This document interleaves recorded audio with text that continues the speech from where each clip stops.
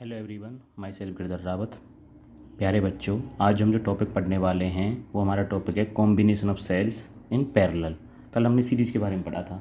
अब सेल्स आपके पैरेलल में कब होंगे? अब सेल्स आप कितने ले रहे हैं? 2, 3, 4 कितने भी आप ले सकते हैं। तो सेल्स की बात कर रहे हैं। अगर हमारा कोई सेल है जिसका EMF क्या है E1, हैविंग इंटरनल रेसिस्टेंस, इसे हम इसके साथ ही शो कर सकते हैं, भी शो कर सकते हैं। Having internal resistance R1 is connected in parallel. अब पैरेलल कब कहेंगे? जब गिवन सेल्स का पॉजिटिव टर्मिनल एक कॉमन पॉइंट पे कनेक्ट हो और उनका negative terminal other common point पे कनेक्ट हो। ये सेल क्या आपका सेल EMF E2 और जिसका इंटरनल रेजिस्टेंस क्या R2। तो दोनों सेल्स का पॉजिटिव एक पॉइंट पे कनेक्ट है जिसे हम नाम दे रहे हैं A, और दोनों का नेगेटिव R1 R2 के थ्रू कहाँ कनेक्ट है? अदर पॉइंट B पे। इस तरह जब कॉम्बिनेशन होता है तो हम सेल्स को क्या बोलते हैं? पैरेलल में। Positive in one common point, negative in to another common point. और यहाँ से जो करंट फ्लो होगा, फर्स्ट आपके सेल से उसका नाम क्या है? आपका I1, और सेकंड सेल से क्या आपका I2। इस तरह यहाँ पे टोटल करंट क्या बनेगा? I, और इस तरह पॉइंट फ्लो करता हुआ B से करंट क्या? I। आपको इस केस में ध्यान रखना है, सेल से करंट तो अलग अलग होगा, लेकिन I1 I2 की वैल्यू बराबर हो सकती है अगर दोनों सेल्स का EMF सेम है और दोनों का इंटरनल रेजिस्टेंस भी सेम है। लेकिन दोनों सेल्स के लिए अगर दोनों पॉइंट की बात करें A और B के बीच की, तो जो पोटेंशियल डिफरेंस है फर्स्ट सेल के लिए सेकंड सेल के लिए, दोनों क्या वो बराबर है। आज से आपको पता है कि जो किसी सेल का आपको टर्मिनल पोटेंशियल डिफरेंस निकालना हो, उसकी वैल्यू क्या होती है? V = E माइनस में IR। लेकिन यहाँ से आपको क्या निकालना है? पोटेंशियल तो दोनों के लिए बराबर है, E1 के लिए भी AB के बीच में और E2 के लिए भी। दोनों सेल्स का EMF E1 E2, हमें दोनों के लिए निकालने हैं करंट की वैल्यू। तो इस इक्वेशन को सोल्व करने पर आपको I की वैल्यू निकालनी है। I की वैल्यू यहाँ से बनती क्या है? जो I की वैल्यू बनती है आपकी बनती है E-V/R। इस वैल्यू का यूज करके आप दोनों सेल्स के लिए करंट की वैल्यू फाइंड आउट करेंगे। जैसे कि आप जानते हैं फॉर फर्स्ट सेल, पहले सेल के लिए आपकी करंट की वैल्यू क्या बनेगी? I1। EMF क्या है उसका? E1। पोटेंशियल उसका V है और रेजिस्टेंस क्या? R1। इसे सोल्व आउट करने के बाद E1/R1 minus V/R1। Similarly for second cell, what we get? The value of I2, E2 minus में V, E2 minus V upon resistance क्या है उसका? R2। तो क्या मिलेगा हमें ऐसे अलग अलग करने पर? E2 अपॉन में R2 माइनस V अपॉन में R2। हमें चाहिए इसमें नेट करंट। नेट करंट क्या है यहाँ पे? नेट करंट की जो वैल्यू मिलेगी आपको, नेट करंट मिलेगा आपको I = I1 प्लस में I2, और दोनों को ऐड करने पर हमें क्या वैल्यू मिली? इन दोनों इक्वेशंस को हमें ऐड करना है। हमने एक साथ कर रहे हैं E1/R1 और E2/R2 के साथ शो कर रहे हैं एडिशन के साथ। E1 अपॉन में R1 प्लस में क्या हो जाएगा? E2 अपॉन में R2। बाकी इन दोनों पोर्शंस में क्या बचा है? यहाँ भी -V और यहाँ भी -V कॉमन आउट लेने के बाद क्या मिलेगा आपको? 1/R1 plus 1/R2। इस क्वेश्चन को आप इसके बाद शॉर्ट में भी कर सकते हैं, लेकिन हमने इसे डिटेल में किया था।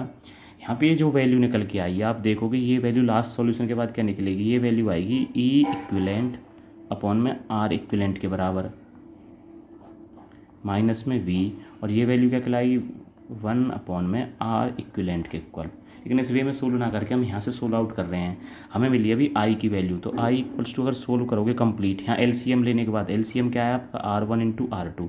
R1 से R1 cancel out, R2 multiply E1 में, E1 R2 plus E2 R1 minus V, और यहाँ से आपको क्या वैल्यू मिलेगी?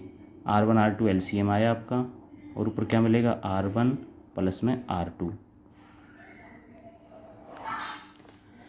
अब यहाँ से हमें I की वैल्यू मिली है, इसमें इक्वेशन का यूज करके हम यहाँ से V की वैल्यू फाइंड आउट कर सकते हैं। जब V की वैल्यू सोल्व आउट करोगे आप, तो पहले ये टर्म इधर इसमें आएगी, नेगेटिव में आएगी, और जब इसे लाएंगे तो इधर आके क्या हो जाएगी? इन्वर्ट, R1 R2 पर चला जाएगा, R1 प्लस R2 नीचे आ जाएगा।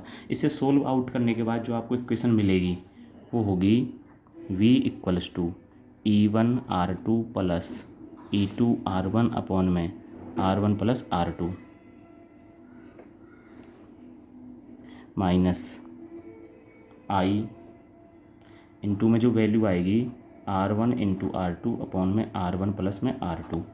ये वैल्यू जो आपको सोल्व आउट करेंगी V वैल्यू निकालने के बाद, यहाँ से इस इक्वेशन को आप किससे कंपेयर करोगे? जो हमें इक्वेशन पता है, V = E इक्विवेलेंट माइनस में I इंटू में R इक्विवेलेंट। तो यहाँ पे E इक्विवेलेंट की वैल्यू किसके बराबर है? E इक्विवेलेंट की वैल्यू तो बराबर है इसके, और R इक्विवेलेंट की value R1 × R2 upon R1 plus R2। अगर आप यहाँ पे देखते हैं ई इक्विलेंट अपॉन में आर इक्विलेंट करते हैं, इस वैल्यू को अगर इस वैल्यू से डिवाइड करोगे तो आपको यही वैल्यू मिलेगी E1 upon R1 plus E2 upon R2, जिसे हम शॉर्ट में लिख सकते थे। एक चीज़ और आपको यहाँ रखनी है, जो हमारा ई इक्विलेंट है, अगर दोनों सेल्स जिनका ईएमएफ क्या है बराबर है और दोनों सेल्स का इंटरनल रेजिस्टेंस ही बराबर है, तो आप क्या लिख सकते हैं, E1 E2 बराबर E के और R1 R2 बराबर R के। तो क्या मिलेगा यहाँ से हमें, E into R plus E into R upon में R प्लस R 2R। तो सोल्व आउट करने के बाद क्या मिला हमें, 2ER अपॉन में 2R, 2 से 2 कैंसिल आउट, R से R कैंसिल आउट। तो नेट ईएमएफ किसके इक्वल होगा, आपका E के इक्वल। और जो नेट रेसिस्टेंस आएगा पैरेलल में, और जब दोनों का रेजिस्टेंस बराबर है, R into R, R square और R प्लस R 2R, तो वैल्यू क्या मिली आपको, R/2। इस तरह आप कर सकते हैं पैरेलल के लिए। प्यारे बच्चों, जो आपको देखना है कि सीरीज ग्रुपिंग सेल्स का करने से हमें क्या मिला, तो सीरीज ग्रुपिंग सेल्स करने से हमें जो ईएमएफ मिलता है वो क्या मिलता है, हाई ईएमएफ मिलता है। और पैरेलल ग्रुपिंग ऑफ सेल्स करते हैं तो हमें क्या मिलता है, लार्ज अमाउंट ऑफ करंट मिलती है। लेकिन अगर सेल्स को हम मिक्सिंग करते हैं, मिक्सिंग में दोनों कंडीशंस होंगी, सीरीज भी और पैरेलल भी, उससे हम यूज करते हैं जहाँ पे हमें हाई पावर जनरेट करनी होती है। प्यारे बच्चों, जो न्यूमेरिकल है ये हमारा न्यूमेरिकल टेम्परेचर कोफिशिएंट के ऊपर है। यहाँ पे किसी वायर का रेजिस्टेंस आइस पॉइंट पे, आइस पॉइंट क्या है, 0 डिग्री सेल्सियस पे कितना दे रखा है, 10 ओम। तो 0 डिग्री सेल्सियस पे कितना रेजिस्टेंस, 5 ओम। और स्टीम पॉइंट क्या होगा, 100 डिग्री सेल्सियस पे कितना, 10.4 ओम। अगर उस वायर को हम हॉट बाथ में गर्म पानी के अंदर इंसर्ट कर देते हैं तो उसका रेजिस्टेंस बढ़ के कितना पहुँच जाता है, 10.8। तो ये कितने पे, रेजिस्टेंस ऑफ वायर है टी टेम्परेचर, वो टेम्परेचर हमें पता नहीं है, उसका रेजिस्टेंस कितना हो गया, 10.8।